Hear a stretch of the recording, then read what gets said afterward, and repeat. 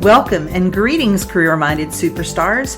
You are listening to the exclusive Career Coach, your podcast for all things career. And I'm Lisa Edwards, the indispensable career coach for superstars just like you. Now let's dig into this week's topic, shall we? Go from dragging yourself to work each day to finding a job you love. The Career Spring program is for high-achieving and ambitious mid-level professionals like you who are looking for a job that uses your zone of genius, recognizes your value, and pays you what you're worth. If you're ready to learn more, schedule a complimentary consult using the link to my calendar in the show notes. Be sure to follow me on Exclusive Career Coaching on Facebook, Lisa Edwards on LinkedIn, and Lisa.Edwards on Instagram. Greetings and happy Thanksgiving to those of you in the United States. If you've been a faithful listener of this podcast for a while, you know that the Wednesday before Thanksgiving here in the U.S., I always do an annual list of 5 unusual things to be thankful for. It started out as things that weren't necessarily specific to me, but with teaching moments for you guys. And somewhere along the way, they became my 5 unusual things to be thankful for. And this year I'm going back to looking at work circumstances that kind of stink at the time, but you really have an opportunity to be thankful for the silver lining behind the cloud. And the reason I'm doing this a little differently this year and kind of going back to the way that I did it at the beginning is because for many people, myself included, 2023 has been really difficult. And whether that's because we thought it was going to be sunshine, rainbows, and puppies after COVID was quote unquote over, or if it was, sort of the fallout from COVID or something altogether different. It's just been a really rough year for a lot of the people that I've worked with and people that I know and myself. And as a former coach of mine says, half of life is ass. And it feels like more than half of my year has been that. And the concept that she's talking about there is that life is a 50-50 proposition, and there's going to be negative things happening in our life. And so I want to hopefully turn some of that negativity in those difficult situations that maybe you faced this year around and show you the opportunity that each of those presents. So here are my 5 unusual work situations that you can be thankful for because of that growth that they can bring about. Number 1, getting terminated. A lot of folks I've worked with this year have been terminated. And it could be, in some cases, it's because of cause. In other cases, it's because of a large scale layoff. Could be something else altogether, a buyout, any of the company closes.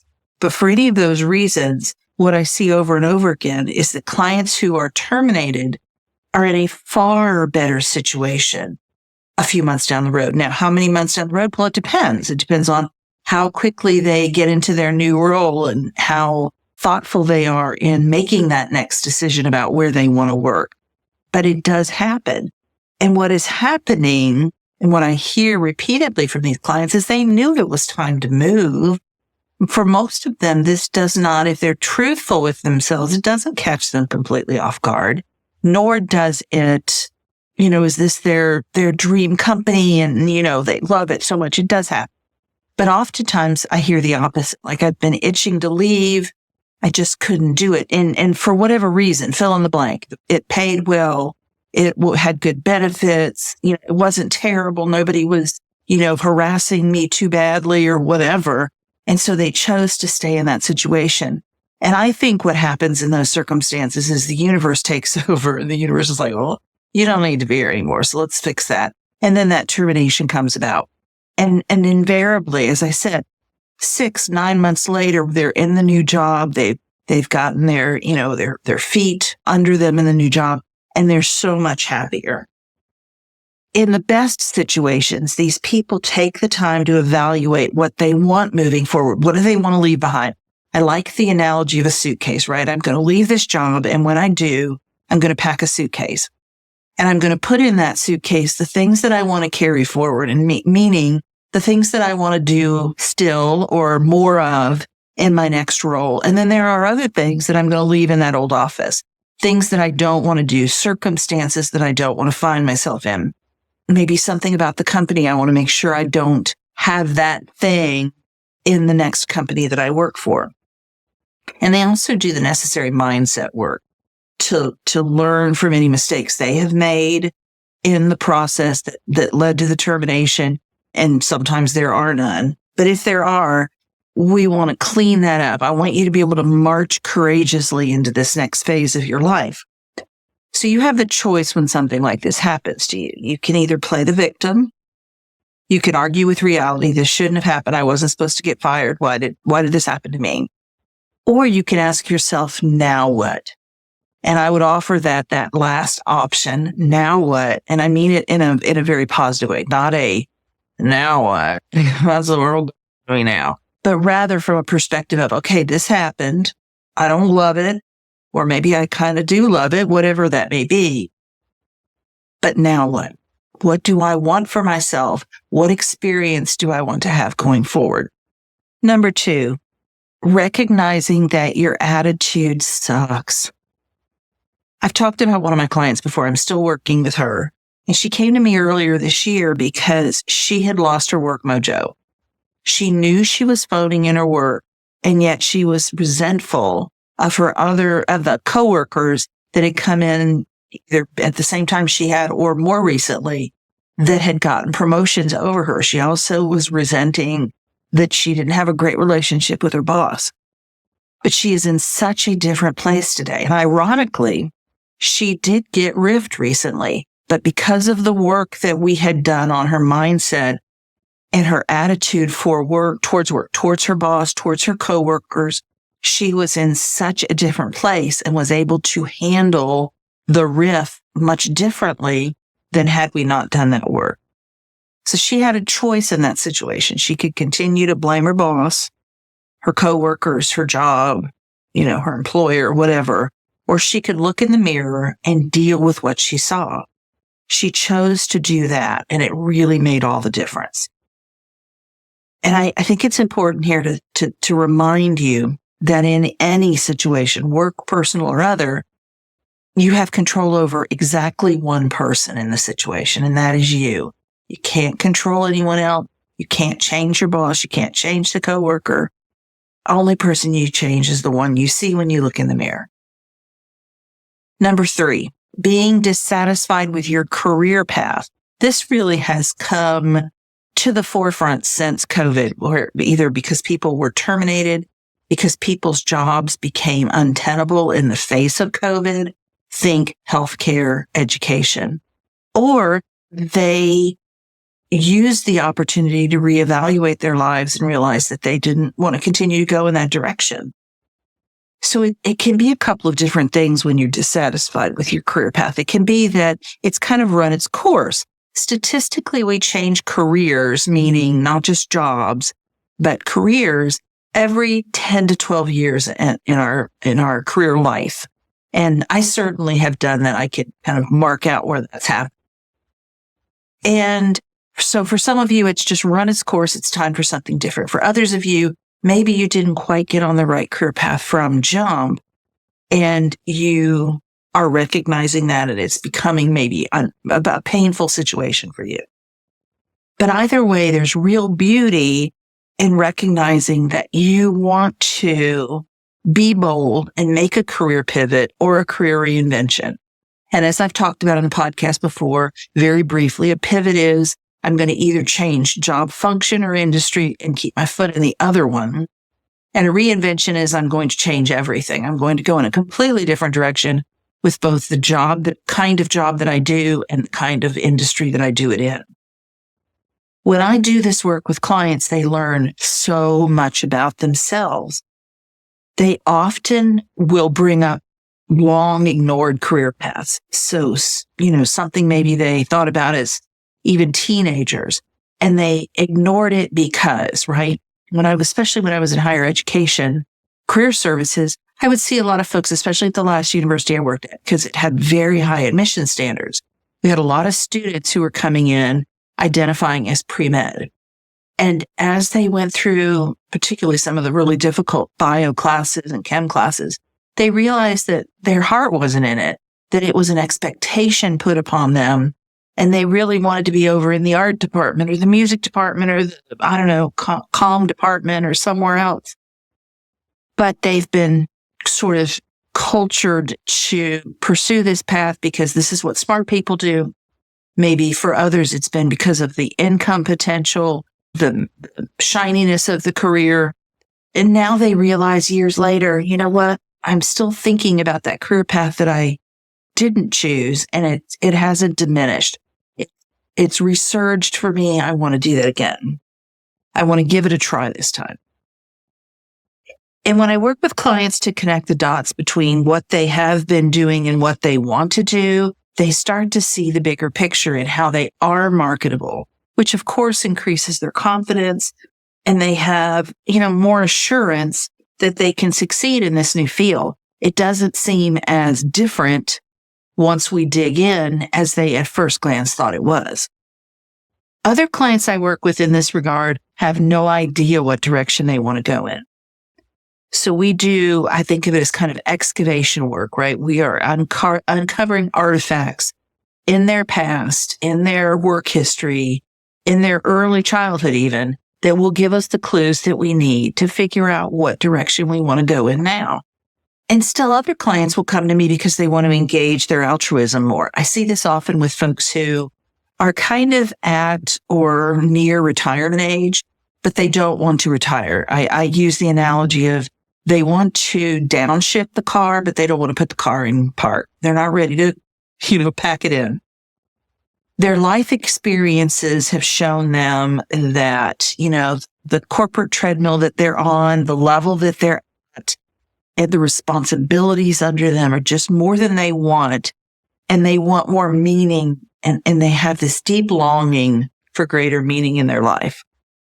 And whatever those situations you may find yourself in, if you are experiencing those seeds of discontent, you want to be willing to work with a career coach like myself to figure out what's going on.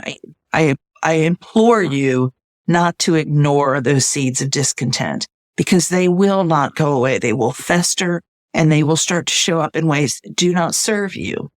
And even if after you work with a career coach, you realize that you want to stay exactly where you are and doing exactly what you want to be, you're doing now, you will hopefully have worked with that coach on the mindset around your job, so you will be more satisfied and get more satisfaction from the work that you're doing. Number 4 is failing. So we all know this intellectually, right? We learn more from our failures than we do from our successes. And by the way, you've heard me say it before. If you listen to the podcast, I don't like the word failure. I call it winning or learning. And because again, I think we learn so much more from our quote unquote failures than we do from our wins. But I think we also have to face the fact that learning sucks at the time that it's happening. What's great about failing, however, is the opportunity that it presents us if we can see past our mistake and get the learning that can come. Not just to figure out how to do that thing that we failed at differently the next time, but to learn what this situation, this circumstance can teach us about ourselves. We might have to fall on our sword and admit our culpability. Here's what I did that caused this failure. We might have to apologize, maybe to a bunch of people, maybe to some really important people, maybe to some people whose opinion of us matters dearly to us, and we know we have disappointed them. Ooh, painful. We might have to go to great lengths to fix the problem that we've created. We might have to deal with our inner demons. Ooh, this is a big one. Telling us we're failures, not we failed, but we're failures. Huge difference. We aren't worthy. We're bad people. Such a big difference between I did a bad thing and I'm a bad person. I failed and I am a failure. Huge. They are miles apart in terms of how that makes you feel and the result that you will get. Each of these potential outcomes presents us with an opportunity to grow, both personally and professionally. Not to mention, we now have a great story to tell an interviewer down the road when they ask us about a time in which we failed and what we learned from that situation. So keep that in mind as well. And then finally, number 5 this year is working with a bad boss. The research is very clear in that more people leave their job due to a bad boss than any other single situation. There are a lot of reasons that people leave, and they're very well documented and data is collected. Number 1, bad boss. Now, if you're one of those rare snowflakes that hasn't had a terrible boss yet, it's probably because you haven't started working yet, or you're, a baby. You're very blessed, right? But you're going to run into it, and you're definitely in the minority. Most of us can rattle off a handful of horror stories with bosses. Here's what I learned from my bad bosses, how I didn't want to be as a boss, which helped to shape how I did want to. I learned how to individualize the support that I provided for each employee. Some needed more, some needed less. They all needed different kinds of support and approaches to supporting them. I learned that. I learned how to determine their motivators and how to reward them. And hint for that one, I asked them. I learned how important it was for me to have my birthday and other life milestones recognized, because they weren't. And so I made a point to do that with my team. I learned how and when to give praise and constructive feedback. I was once ambushed in a performance evaluation, and I learned never to do that. It is probably the top thing on my list of things not to do, is ambush an employee with a bad performance review. That performance reviews should never be new information. I learned that my job as a boss, this is a big one, was to advocate for my team vigorously. It wasn't my job to care about the other departments that answered to my boss. My boss's job was to care about all of those departments. My job was my department, and I needed to have my team's back at all times and in all situations. My last boss was very much the company person, and she would do whatever the president of the university wanted. And it was oftentimes at the expense of student affairs and her team. And I knew that that's not what I wanted.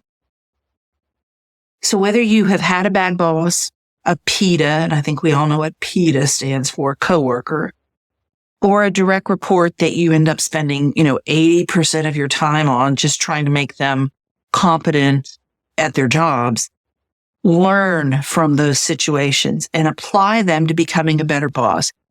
Take a step back and always think, how can I be a better leader, a better manager because of what I'm having to deal with here?